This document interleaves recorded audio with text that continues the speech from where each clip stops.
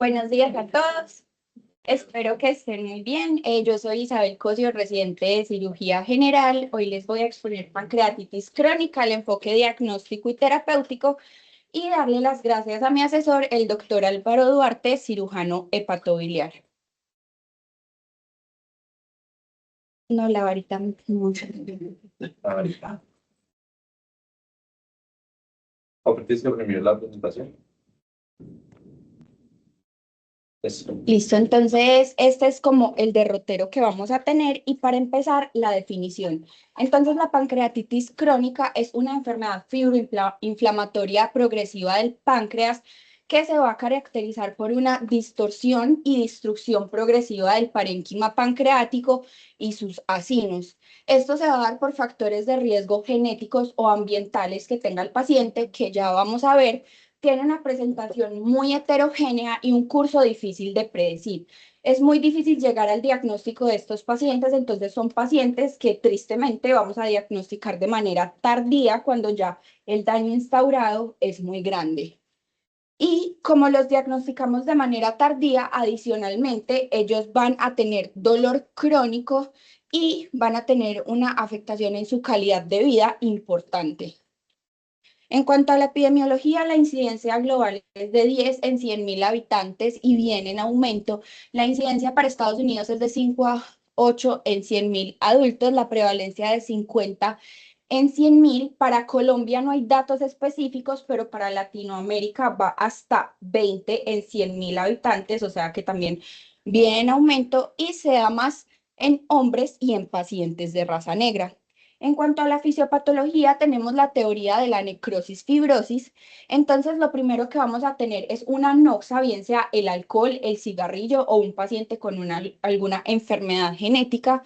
Y lo que va a pasar es que esa anoxa va a hacer que se activen las células estrelladas del páncreas. Estas células estrelladas, una vez se activan, van a empezar una respuesta inflamatoria y van a empezar a depositar matriz extracelular y colágeno en el parénquima pancreático.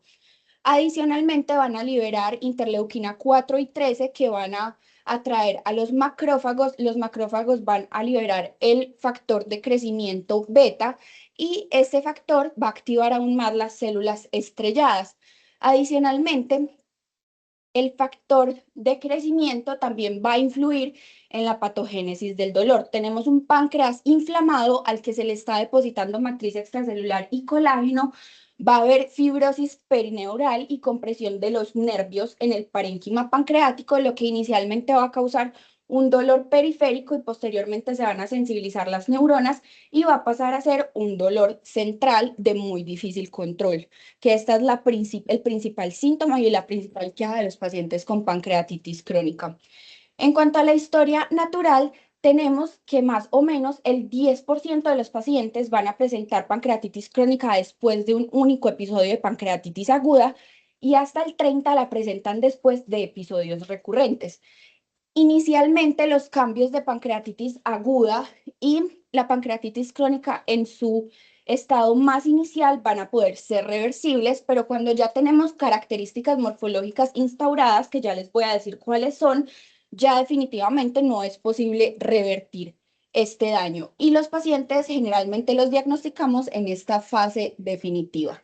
Las características morfológicas van a ser calcificaciones en el parénquima pancreático, los cálculos y la estenosis del conducto pancreático, dilatación del ducto pancreático, que se define como un ducto mayor a 5 milímetros, los pseudoquistes, la fibrosis y la atrofia. En cuanto a la etiología, la principal, hasta casi el 80%, va a ser el alcoholismo, el tabaquismo en un 60%. Estos dos factores muchas veces realizan sinergia, entonces en los pacientes que consumen ambos tóxicos el riesgo va a ser mucho mayor. Y la pancreatitis por mutaciones genéticas, que entonces generalmente van a ser estos los genes que van a estar mutados, que son genes que nos configuran para la activación de la tripsina y en el caso de la fibrosis quística, entonces va a haber un problema en los transportadores que nos equilibran la bilis, que pues la solución pancreática que va a pasar por el ducto pancreático. Acá tenemos otras múltiples etiologías, puede ser también autoinmune por hipercalcemia, hiperlipidemia, o pues en algunos países, pero no es lo común acá porque lo tratamos por enfermedad calculosa, pero acá generalmente se trata, entonces no es causa de una pancreatitis crónica. En cuanto al diagnóstico, es muy importante que tenemos que tener en cuenta la historia clínica, las imágenes y el laboratorio, porque como son pacientes tan difíciles de diagnosticar, nos tenemos que pegar de todo lo que tenemos. Entonces, en cuanto a la clínica, se nos puede presentar un paciente, saber, como les dije, que si es de raza negra y si es hombre y si fuma y consume licor, va a tener mayor probabilidad. Se presentan hasta el 90% con dolor abdominal intermitente o crónico, el dolor también en epigastrio irradiado hacia dorsal, que les afecta la calidad de vida, hace que los pacientes se incapaciten y no puedan realizar sus actividades de la vida diaria. Hasta el 28% se presentan con diabetes de reciente diagnóstico, el 22% se van a presentar con una pérdida de peso no intencionada y el 3% con esta atorrea dando cuenta de una insuficiencia exocrina. La severidad y la duración de los síntomas no se correlaciona con el grado de destrucción pancreática, son dos cosas que son diferentes. Entonces, ¿cómo podemos ver en un paciente por clínica la insuficiencia pancreática exocrina? Esta se define como un síndrome en el cual no se da la suficiente secreción de enzimas pancreáticas para que se dé la digestión normal en las personas. Entonces hay mala absorción de nutrientes. Entonces, estos pacientes van a cursar con esteatorrea, diarrea, distensión, dolor abdominal tipo cólico, flatos, pérdida de peso e intolerancia a la comida. Y cuando los evaluamos nutricionalmente, generalmente es un paciente que tiene un IMC disminuido, ha tenido pérdida de peso, deficiencia de las vitaminas liposolubles y deficiencia de magnesio y de zinc. En cuanto a la insuficiencia pancreática endocrina, esta se va a dar posteriormente.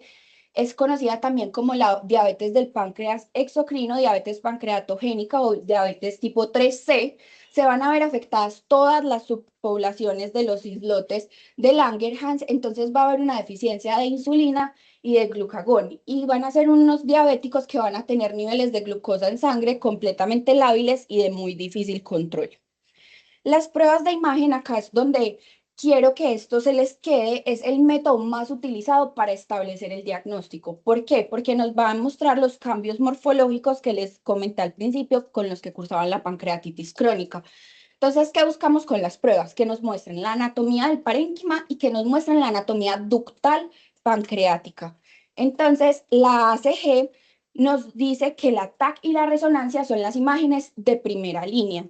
Estas no son excluyentes, sino que muchas veces son complementarias. Y la endosonografía solo la vamos a dejar si no se logra hacer el diagnóstico con las imágenes transversales y adicionalmente, pues cuando tenemos como la sospecha de que pueda ser un proceso neoplásico y maligno y se requiera la toma de una biopsia. Y rara vez el diagnóstico va a ser histológico. ¿Por qué? Por el potencial de complicaciones que tiene la biopsia. La imagen nos va a aportar todas esas características morfológicas que tenemos que identificar para poder hacer el diagnóstico. La tomografía tiene una sensibilidad del 75%, una especificidad del 91%, no es invasiva, nos ayuda a excluir otras causas de dolor abdominal crónico que tiene el paciente. Y en cuanto a los hallazgos, nos va a permitir ver las calcificaciones y esta es su gran diferencia con la colangioresonancia. En la colangioresonancia no se pueden observar también las calcificaciones, mientras que en la tomografía las vamos a poder observar bien, vamos a poder ver su localización, si están intraductales o parenquimatosas y el tamaño que presentan. También podemos mirar el grosor del parénquima pancreático y se puede llegar a ver dilatación ductal, pero la visualización del ducto es subóptima en la tomografía. Generalmente esa visualización del ducto va a ser mejor con la resonancia magnética o con la angioresonancia, que uno pide una y generalmente el protocolo pues lo hacen de ambas, que el protocolo tenga la fase de colangioresonancia. Entonces, la sensibilidad es del 78%, la especificidad es del 96% y la resonancia nos va a mostrar sobre todo esos cambios parenquimatosos, entonces si hay atrofia o no del páncreas. Y En las secuencias de T2 nos va a permitir ver muy bien el sistema biliar y los conductos pancreáticos para mirar si hay obstrucción de los ductos o si están estenóticos. Hay un estudio, pues a la colangiorresonancia se le puede adicionar la secretina, que la secretina lo que hace es estimular la secreción pancreática para poder mirar todavía mejor el funcionamiento exocrino de la glándula y ver cómo sale al duodeno, pero esta no está disponible en nuestro medio. En cuanto a la ecoendoscopia, su sensibilidad es del 80%, su especificidad es del 90%, y quiero que quede claro que nos permite tomar la biopsia cuando hay sospecha de cáncer. Esta es la indicación principal para hacer la ecoendoscopia, cuando sospechamos malignidad. De lo contrario, con el TAC y la resonancia nos podemos acercar a un diagnóstico. ¿Qué nos va a mostrar la ecoendoscopia? En el parénquima nos va a mostrar lobularidad, pseudoquistes, focos hiperecogénicos y bandas hiperecogénicas. Y los ductos nos va a mostrar que tengan dilatación, irregularidad, calcificaciones o cálculos, los márgenes de la pared del conducto y ver si están hiperecoicos. Ya luego tenemos el laboratorio. Entonces, para el diagnóstico de la pancreatitis crónica no hay biomarcadores circulantes. Generalmente los acinos de los pacientes están dañados, atrofiados, no vamos a tener como la pancreatitis aguda que tenemos la lipasa y la amilasa para poderla diagnosticar. Acá no se van a elevar por esa pérdida de tejido funcional que presentan.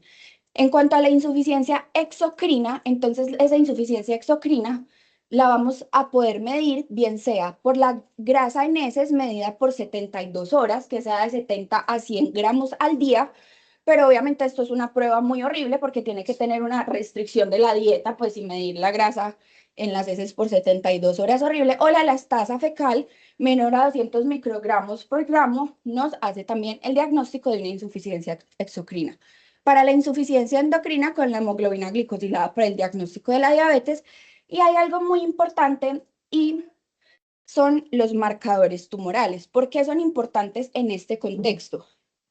Porque el principal diagnóstico diferencial de la pancreatitis crónica por los cambios que presentan en el ducto son los IPM de ducto principal y el adenocarcinoma ductal pancreático, que los pacientes que presentan pancreatitis crónica van a estar con un riesgo elevado de presentar adenocarcinoma ductal y adicionalmente, pues en el IPM de rama de conducto principal, ahorita les voy a mostrar unas imágenes. Acá podemos ver cómo hay dilatación del conducto pancreático, también como lo podría presentar en la pancreatitis crónica.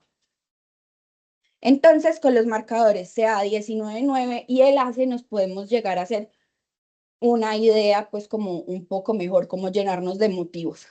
Entonces, para el enfoque terapéutico, lo que quiero dejar más claro es que son pacientes que definitivamente necesitan un enfoque multidisciplinario, no son solo de una especialidad. Entonces, vamos a tener que el paciente va a necesitar gastroenterólogo, cirujano hepatobiliar, internista, nutricionista, médico del dolor, psicología y psiquiatría y toxicología, porque hay que hacer un abordaje completo. Entonces, para las opciones terapéuticas tenemos que tener el manejo médico, que generalmente ese manejo médico se va a dar para los cambios que presentan por el dolor crónico, que es la queja principal de los pacientes, y adicionalmente para la insuficiencia endocrina y exocrina que tienen, están las terapias endoscópicas y la cirugía, que ya las vamos a ver más a fondo. ¿Y qué buscan estas terapias?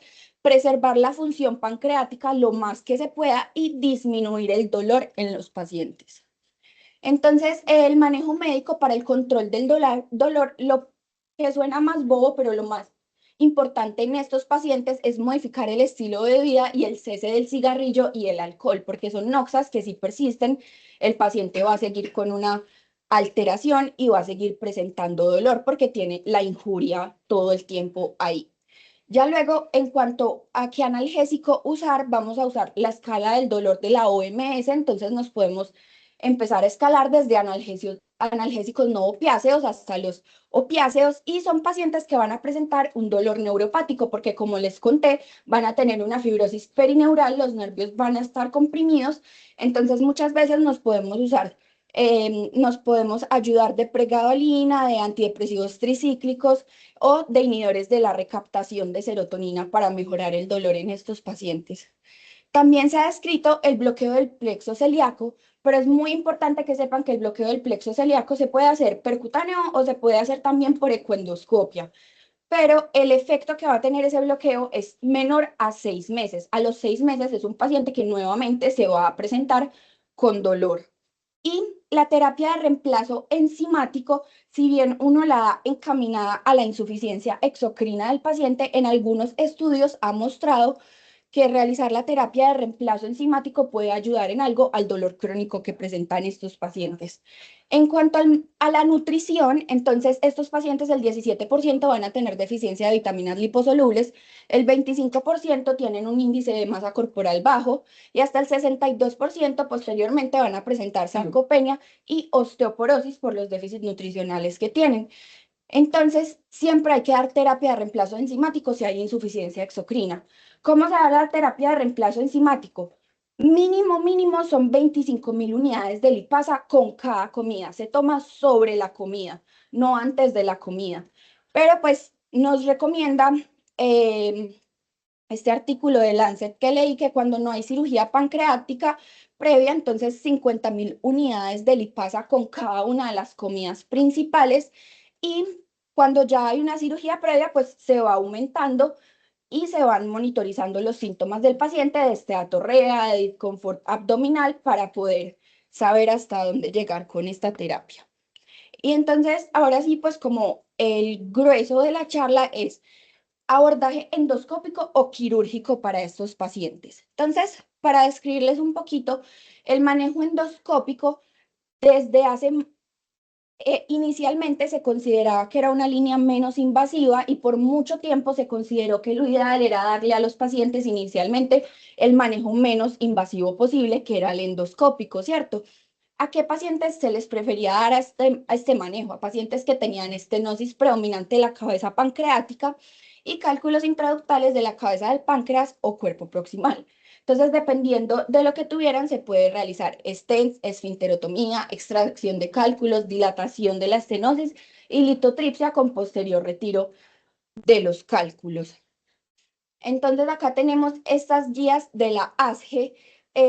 Tengo que decir que son unas guías realizadas por gastroenterólogos, ¿cierto? No son cirujanos, sino gastroenterólogos, pues en su gran mayoría. Y estas guías nos hablan de que para este momento un paciente que tenga dolor y obstrucción del ducto pancreático y que no tenga contraindicación para ser llevado a una cirugía, primero debería tener una valoración por un cirujano antes de iniciarle un manejo endoscópico. Por eso les digo que es un manejo multidisciplinario. No es que el gastroenterólogo vaya a tomar solo la decisión, sino que se toma en conjunto con el cirujano hepatobiliar.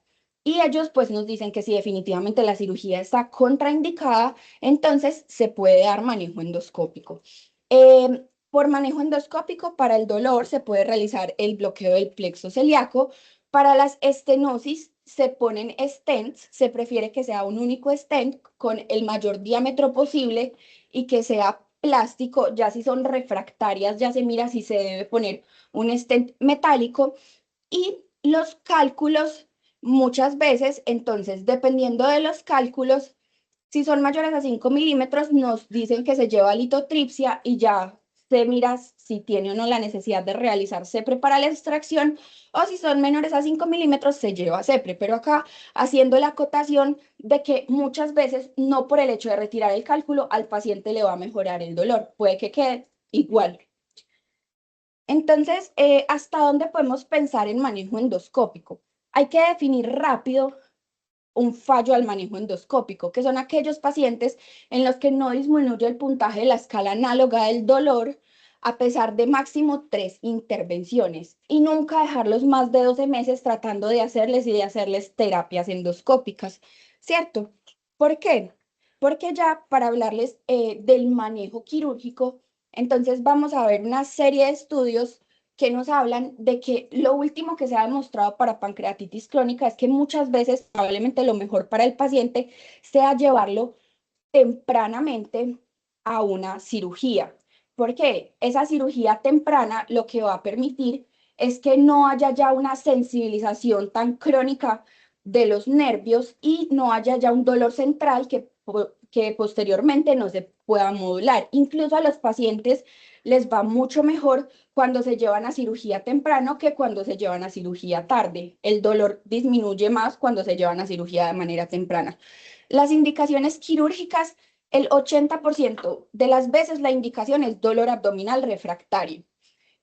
También está estenosis del colédoco sintomática, estenosis duodenal, síndrome pilórico, estenosis vascular de la vena porta, sospecha de neoplasia, pseudoquistes que sean sintomáticos, porque si un pseudoquiste no es sintomático, independiente del tamaño que tenga, no es un pseudoquiste al que se le deba hacer algún manejo. Y pues ya cuando hay cirugía emergente por sangrado, perforación de algún órgano, pero esto es realmente raro en la pancreatitis crónica. Entonces, de los procedimientos quirúrgicos, los vamos a dividir en aquellos procedimientos para resección y procedimientos para drenaje. ¿En qué pacientes están contraindicados los procedimientos quirúrgicos? Pues en aquellos que tengan una hipertensión portal severa y una corta expectativa de vida. Entonces, los procedimientos de resección, vamos a tener la pancreatoduodenectomía, y vamos a tener la resección de la cabeza con preservación del duodeno. En esas cirugías preservadoras del duodeno tenemos la de Berger, la de Frey y la de Bernet, ya les voy a hablar de estas. Y la otra opción que tenemos es una pancreatectomía total, más o menos el autotransplante de islotes para evitar la insuficiencia endocrina. Y para el drenaje, generalmente se realiza el procedimiento de puesto o un puesto modificado. Entonces, acá les traigo este RCT multicéntrico de superioridad. Fueron 30 hospitales en Países Bajos. Se hizo hasta septiembre del 2016. Fueron 88 pacientes con pancreatitis crónica que tuvieran un ducto pancreático dilatado, o sea, mayor a 5 milímetros, y que adicionalmente hubieran tenido un uso reciente de inicio de opiáceos, que no los hubieran requerido antes, que tuvieran menos de 6 semanas de opiáceos y los siguieron hasta marzo del 2018. Estos pacientes se aleatorizaron y 44 de ellos se llevaron a cirugía temprana y 44 a manejo endoscópico, y querían determinar si la cirugía temprana era más eficaz que el enfoque inicial con endoscopia en términos de resultados clínicos. Entonces, acá como podemos ver en el gráfico, el tiempo de seguimiento, y este es el score de ISBICI del dolor. Entonces podemos ver cómo los pacientes a los que se les realizó cirugía temprana tenían una P estadísticamente significativa de 0.02 en cuanto a que el dolor mejoraba con respecto a esos pacientes que se llevaban primero endoscopia y posteriormente incluso podían fallar y tenerlos que llevar a una cirugía tardía. La remisión completa parcial del dolor al final del seguimiento se dio en 58% de los pacientes de cirugía y en 39% de los de terapia endoscópica. Adicionalmente, a este estudio se le hizo un seguimiento. Entonces, este es el seguimiento del Escape Trial, que es un estudio de cohorte y se siguieron esos pacientes que se habían operado por 98 meses. ¿Qué se vio en esos 98 meses? Que los pacientes a los que se les había hecho cirugía temprana sí mejoraban el dolor con una P estadísticamente significativa, tenían más alivio completo del dolor con una P estadísticamente significativa. Aparte, en cuanto a la función pancreática, mostraban menos insuficiencia exocrina y endocrina, pero esta P sí no fue estadísticamente significativa, entonces no es algo pues como en lo que se detuvieron para decir si cirugía o manejo endoscópico. Y la satisfacción de los pacientes medida en cuanto a cómo se afecta su calidad de vida. Los pacientes a los que se llevaron a cirugía temprana estaban mucho más satisfechos que aquellos que se llevaron a manejo endoscópico primero. Adicionalmente, también tenemos que de manera notoria los pacientes que progresaron, que se les hizo una endoscopia y posteriormente se les tuvo que realizar un manejo quirúrgico, tuvieron peores desenlaces con una P estadísticamente significativa comparado con la cirugía temprana. Peores desenlaces en términos de que son pacientes que el dolor persiste a pesar de que se les realiza la cirugía. Acá tenemos otro estudio, este es un estudio prospectivo, el estudio SCOPA que se realizó en Europa. Fue un estudio multicéntrico, fueron 22 centros, 207 pacientes de 2021 a 2022 y el seguimiento lo hacían a 6 meses de los scores del dolor para mirar, perdón, el seguimiento a 6 meses, el score del dolor de IBISCI. ¿Qué miraron? Que la mediana del puntaje del dolor disminuyó de 61.3 a 19 a los 6 meses en esos pacientes a los que se les llevó a cirugía temprana, que el 72.6% logró alivio del dolor, bien fuera de manera parcial o completa, y que hubo una mejoría estadísticamente significativa en la calidad de vida. ¿Y qué factores estuvieron asociados a que los pacientes que se llevaran a cirugía no presentaran mejoría pues tanta mejoría del dolor como los otros? Que hubieran tenido síntomas por mucho más tiempo y el uso de opioides por muchos más meses previo a la cirugía. Entonces, del manejo quirúrgico podemos decir que la cirugía es superior al tratamiento endoscópico para el control del dolor a largo plazo, que la cirugía temprana, o sea, menos de 3 años desde el inicio de los síntomas, tiene mejores resultados que la tardía en cuanto a la mejoría en el dolor y a la calidad de vida de los pacientes. Y, y cuando la cirugía está indicada, cuando la cirugía está indicada, se opta por alguna técnica preservadora del duodeno por encima del Whipple, que es la pancreatoduodenectomía, a menos de que en ese paciente se esté sospechando o se haya documentado una neoplasia y haya que hacer una pancreatoduodenectomía. Y estos pacientes no tienen que seguir resecciones oncológicas desde que no se haya pues como documentado malignidad. Entonces, para explicarles este procedimiento de drenaje, fue el procedimiento de Puestow. Entonces, ¿en quién se hace este procedimiento? En pacientes que tengan un ducto pancreático dilatado y una cabeza pancreática normal. ¿Qué decía Puestow? Que lo que debíamos hacer es una incisión en el ducto pancreático. Inicialmente la empezaron haciendo hacia la cola, que la empezó haciendo dual. Ya luego Puestow alargó un poco más la conexión del ducto hasta el cuerpo y lo que se hace es que se realiza una anastomosis, una reconstrucción en Y-Rux, realizando una pancreatoyeyunostomía para que el páncreas de estos pacientes pueda drenar de manera libre. También tenemos el Puestow modificado, que lo que hizo el Puestow modificado fue que ya no solo llega hasta el cuerpo, sino que se extiende hasta el conducto en la parte de la cabeza del páncreas, permitiendo así también un mayor drenaje. Y la técnica es la misma, se hace una reconstrucción en Y de Rux y lo que uno realiza es una anastomosis, una pancreatoyeyunoanastomosis para poder tener el drenaje.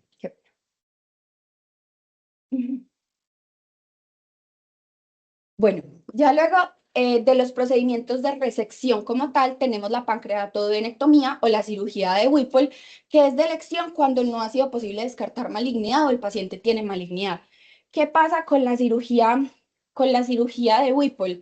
No lo único que mostró diferencias entre los preservadores de duodeno y la cirugía de Whipple fue el tiempo operatorio y de pronto la morbilidad asociada al Whipple que asciende hasta el 40% en algunos centros.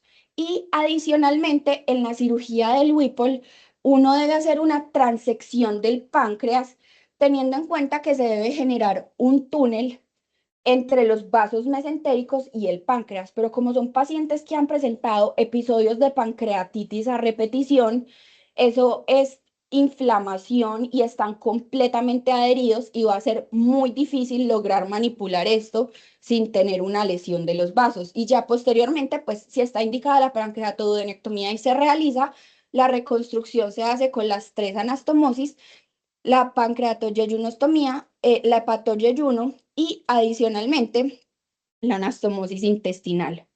Ya luego los de la resección de la cabeza pancreática son el de Berger, el de Frey y el de Bernet. ¿Qué tenían como objetivo? Tenían como objetivo tratar de preservar el paso gastroduodenal fisiológico del paciente sin tener pues que afectar esto. Entonces, el procedimiento de Berger es algo que es más como un recuento histórico porque se realiza en pacientes con ducto pancreático normal y con cabeza pancreática ensanchada, pero como pueden ver también hay que llegar hasta los vasos mesentéricos, entonces fue un procedimiento que se hizo pues como para describir una forma de conectar el ducto, se hacen dos anastomosis, una terminolateral de yeyuno a páncreas y la otra laterolateral en lo que queda de la cabeza del páncreas y en el yeyuno. Ya luego tenemos la de Vernet, que la de Vernet se utiliza en pacientes con ducto pancreático normal y pacientes con cabeza pancreática ensanchada. También es uno de esos recuentos históricos, pero no es la que actualmente se utiliza. Y es que se realiza una resección parcial de la cabeza pancreática, pero como vemos, se conserva la pared posterior. No llegamos hasta los vasos mesentéricos, sino que esto sobre todo para la apertura del ducto. Y tenemos la de Frey, que es la que se utiliza actualmente, que en la de Frey lo que uno va a realizar es una excavación en la cabeza pancreática, se va a resacar parte de esa cabeza pancreática, preservando el duodeno y adicionalmente se va a realizar una anastomosis laterolateral del páncreas al yeyuno como la de el Puestow. Entonces, Frey Puestow es casi siempre como la técnica de reconstrucción que se termina realizando en estos pacientes. Tenemos también descrita la pancreatectomía total con autotransplante de islotes. La extirpación total del páncreas se da en estos pacientes que tienen un dolor completamente refractario. Mi asesor pues me dijo que, por ejemplo, en el Pablo pues todavía no la están realizando. Esto solo se realiza en algunos centros. Y lo que se hace es que cuando se hace la resección del páncreas, se hace una purificación de los islotes y posteriormente las células de los islotes se inyectan a la vena porta, generalmente por la rama izquierda. Y listo, eso por ese lado. Bueno, ya les traigo este metaanálisis. Este es un metaanálisis de red que lo que buscaba era mirar el impacto de las diferentes cirugías que les describí en la calidad de vida de los pacientes y en el dolor, que vemos que casi siempre son el desenlace primario de todos los estudios de la pancreatitis crónica. Entonces, se realizó de mayo de 2019, se revisaron 44 artículos, 8 RCTs, fueron 597 pacientes y lo que querían mirar era si se realiza Berger, Vernet, Frey o pancreatoduodenectomía, ¿cierto? ¿Qué podemos ver en este ranking? Entonces, la cirugía de Berger fue la que mostró más mejoría en el score de Sucra para alivio del dolor, ¿cierto? Pero la cirugía de Frey fue aquella que mostró no solo mejoría del dolor, sino la que más mostró mejoría en la calidad de vida de estos pacientes. Adicionalmente, tiene una tasa de fístula pancreática posoperatoria menor y también tiene el primer lugar en cuanto a la tasa de insuficiencia exocrina posoperatoria en un seguimiento a 26 meses de estos pacientes. Ya de pronóstico, son pacientes que tienen una supervivencia media de 15 a 20 años, van a tener complicaciones cardiovasculares, bien sea por la diabetes o por los hábitos que tienen en cuanto al cigarrillo y el alcohol. El 15% van a desarrollar diabetes a los 36 meses del diagnóstico y el 33% a los 60 meses. El 75% van a desarrollar osteoporosis o osteopenia y 4.28 veces más riesgo de desarrollar adenocarcinoma ductal. Y el diagnóstico incidental es solo del 7% cuando se realiza la resección pancreática. Es por esto que son unos pacientes que son para seguimiento toda la vida, no son pacientes para abandonar, sino que son pacientes para manejo multidisciplinario siempre. Entonces, ya como conclusiones, tenemos que la pancreatitis crónica es una enfermedad fibroinflamatoria progresiva del páncreas que va a ser heterogénea. Su curso es impredecible, generalmente la diagnosticamos de manera tardía. En el diagnóstico con el TAC y con la resonancia vamos a tener y van a ser complementarios para poder tener estas características morfológicas de la enfermedad. El diagnóstico diferencial principal va a ser con el IPM en deducto principal o el adenocarcinoma ductal. El manejo es interdisciplinario Se busca mejorar el dolor y la calidad de vida de los pacientes, eso es lo que todos los estudios trataban como desenlace primario. La cirugía es superior al tratamiento endoscópico para el dolor a largo plazo, sobre todo en los pacientes que se operan de manera temprana. Y actualmente el procedimiento de elección es el de Frey-Stowe y el riesgo de desarrollar adenocarcinoma hace que estos pacientes requieran un seguimiento por cirugía hepatobiliar cada año con marcadores e imágenes. No hay un tamizaje descrito como tal, pero mi asesor sí me dijo pues, que por el riesgo son pacientes a los que ellos les realizan un seguimiento, pero no hay una guía establecida de cómo realizarlo. Y muchas gracias.